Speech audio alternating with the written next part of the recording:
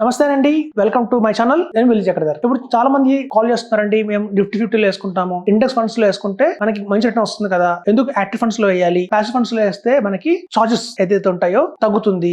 So ఇట్లా చాలా మంది కూడా ప్యాసివ్ ఫండ్స్ కోసం వెళ్తున్నారండి. సో మనం చూద్దాం, గత 15 సంవత్సరాలుగా ఎవరైతే ఇన్వెస్ట్మెంట్ చేసుకుంటూ వస్తున్నారో అటు ప్యాసివ్ ఫండ్స్ లో ఇన్వెస్ట్మెంట్ చేస్తే ఎంత వచ్చింది. ఎందుకంటే ఈవెన్ చార్జెస్ మనకి యాక్టివ్ ఫండ్స్ లో వచ్చి మనకి 1% ఎక్స్ట్రా చార్జ్ ఉంటుంది, ప్యాసివ్ ఫండ్ లో 1% ఎక్స్ట్రా చార్జ్ తగ్గుతుంది, అంటే ఎక్స్పెన్స్ రేషియో తగ్గుతుంది. అలా తగ్గినా కూడా మనకి రిటర్న్ లాభమా? సో అలా యాక్టివ్ ఫండ్స్ వెళ్ళడం వల్ల ఏమైనా లాభమా అని చూద్దామండి. ఇక్కడ చూడండి, నిఫ్టీ 50 ఇది గత 15 years గా తీసుకున్న డేటా. మనం అయితే యాజ్ ఆన్ డేట్ వచ్చి మనకి 31st May 2025 తీసుకుందండి. అంటే 31st May 2025 అంటే బ్యాక్ వెళ్తే మనం 31st May 2010 లో ఎవరైతే ఇన్వెస్ట్మెంట్ చేస్తారో వాళ్ళ ప్రకారం వచ్చిన రిటర్న్ అండి ఇది. సో నిఫ్టీ 50 వచ్చి మనకి 12.5% రిటర్న్ ఇచ్చింది. 12.5% వచ్చి మనకి ఇండెక్స్ అనేది ఏదో ఉందో నిఫ్టీ 50 టాప్ 50 కంపెనీస్ ఇచ్చినదండి. అయితే మనకి నెంబర్ 1 పొజిషన్ లో వచ్చి Nippon India large cap fund ఉంది. 14.60% రిటర్న్ ఇచ్చిందండి. 14.60 నిప్పాన్ ఇండియా లార్జ్ క్యాప్ ఇచ్చింది. సెకండ్ పొజిషన్ లో వచ్చి ఐసిఐసిఐ బ్లూ చిప్, అది కూడా 14.59 అండి. యాక్చువల్ గా రౌండ్ ఆఫ్ చేస్తే 14.60 14.59 1 పైసా పెద్ద ప్రాబ్లం లేదండి. సో అది కూడా ఈక్వల్ గానే మనకి 14.60% ఇచ్చింది. బిఎన్పి పరిబాస్ లార్జ్ క్యాప్ వచ్చి మనకి 14.06% వచ్చిందండి. సో ఇదండి మనకి టాప్ 3 కంపెనీస్. సో చూస్తే లార్జ్ క్యాప్ లో గత 15 years గా మనకి మిగతా ఉన్నాయండి.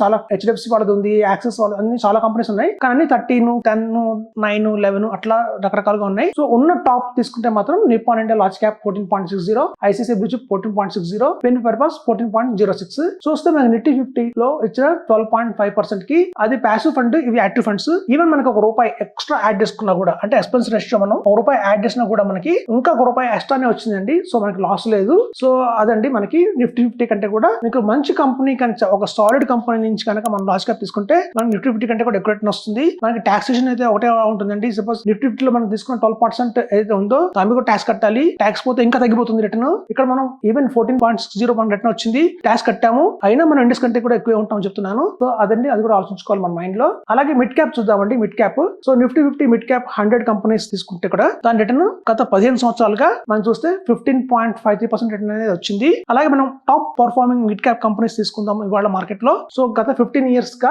మనం 31st May 2025 తీసుకున్నాం డేటా. అంటే 31st May 2010 లో కనుక ఎవరైతే ఇన్వెస్ట్మెంట్ చేశారో అప్పటి నుంచి కంటిన్యూ చేసుకుంటూ వస్తున్నారో వాళ్ళకి ఎలాంటి రిటర్న్స్ వచ్చాయి, ఏ కంపెనీ మంచి రిటర్న్స్ ఇచ్చింది చూద్దాము. మీరు చూస్తే హెచ్డిఎఫ్సి వాళ్ళ మిడ్ క్యాప్ ఆపర్చునిటీస్ ఫండ్ అండి. ఇది 19.19% రిటర్న్ వచ్చింది, మనకి నెంబర్ 1 పొజిషన్ లో ఉంది. అలాగే ఎడల్ వైస్ చూస్తే 19.14, 19.19 కి 19.14 కి కేవలం 0.5% పైసా తేడా ఉందండి, పెద్ద డిఫరెన్స్ ఏం లేదు. సో ఎడల్ వైస్ మిడ్ క్యాప్ కూడా చాలా పర్ఫార్మెన్స్ అయితే చాలా బాగుంది, ఎక్సలెంట్ గా ఉందని చెప్పొచ్చు. అలాగే ఇన్వెస్కో ఇండియా మిడ్ క్యాప్ అండి, అది కూడా మనకి 18.83% అయితే రిటర్న్ ఇచ్చింది. మిగతా కంపెనీస్ ఏవైతే ఉన్నాయో, టాటా మిడ్ క్యాప్ కావచ్చు, ఎస్బీఐ మిడ్ క్యాప్ కావచ్చు, అవన్నీ కూడా వీటికంటే బిలో రిటర్న్ ఉన్నాయండి, అందుకు మనకి రాయలేదు ఇక్కడ. సో ఇదండి టాప్ తీసుకున్నా కూడా, ఈవెన్ మనం టాప్ 3 మ్యూచువల్ ఫండ్ హౌసెస్ తీసుకున్నా కూడా, బెస్ట్ పర్ఫార్మెన్స్ మిడ్ క్యాప్ తీసుకున్నా కూడా మనకి చూస్తే మిడ్ సెన్సెక్స్ అంటే ఈ బెంచ్ మార్క్ ని కూడా బీట్ చేసి ఏకంగా 4% ఎక్స్ట్రా రిటర్న్ ఇచ్చిందండి. మనం లాస్ట్ క్యాప్ లో చూస్తే ఓన్లీ 1%, 3% డిఫరెన్స్ వచ్చింది మనకి నిఫ్టీ 50 కి, అంటే ఇండెక్స్ కి, యాక్టివ్ ఫండ్స్ కి 2% డిఫరెన్స్ ఉంది. కానీ మిడ్ క్యాప్ వచ్చే సర్కిల్ ఏమవుతుందంటే డిఫరెన్స్ అనేది బాగా పెరిగింది.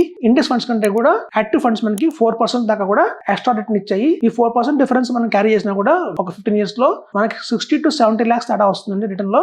సో కాబట్టి చెప్తున్నాను, ఓన్లీ ఇండెక్స్ ఫండ్స్ మీద కాన్సన్ట్రేషన్ చేయకండి. బెస్ట్ యాక్టివ్ ఫండ్ మేనేజర్ కనుక రన్ చేస్తున్న ఫండ్ ఏదైతే ఉంటుందో అందులో ఇన్వెస్ట్మెంట్ చేస్తే కనుక మనకి మంచి రిటర్న్స్ వస్తాయని చెప్తున్నాను. Thank you.